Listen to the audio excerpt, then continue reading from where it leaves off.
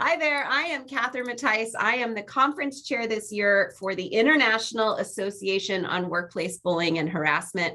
If you can believe it, there's a place where people who are interested in solving harassment and bullying go every few years to talk about what they're working on, what the research says, what practices we're engaged in.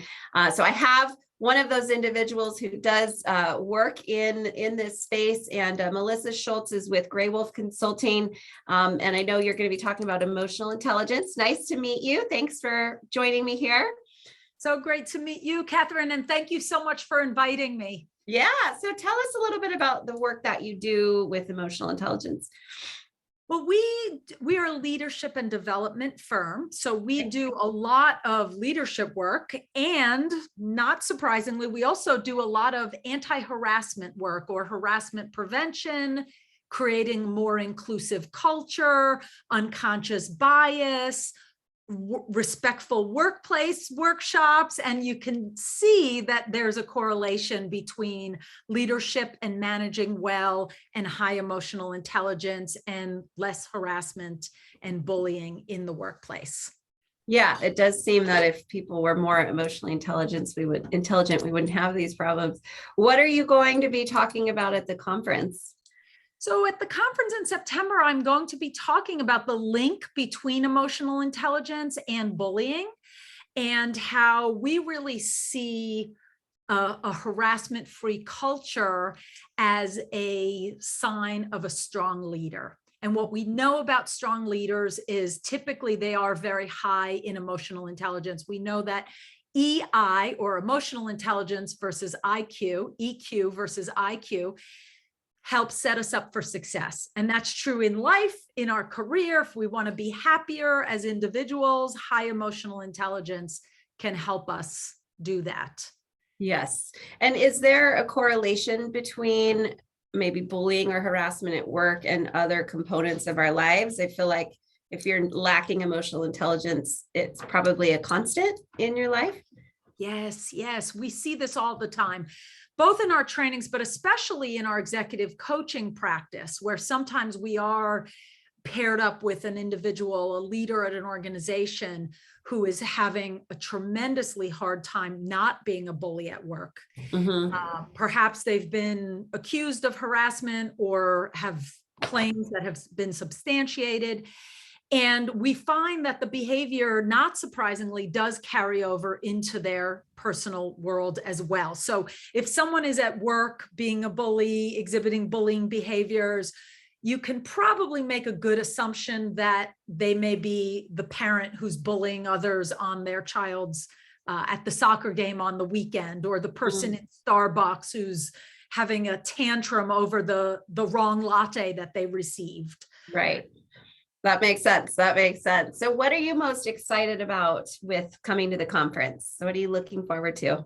Yeah, while there's been so much research, and obviously at the conference there will be experts who have been studying bullying and harassment for many, many years, and there's a ton of great research there, not too often do we talk about the link between emotional intelligence and harassment, or EI and a harassment-free culture. That could be at work, that could be at school, that could be just in our society. Can you imagine what kind of world that would be?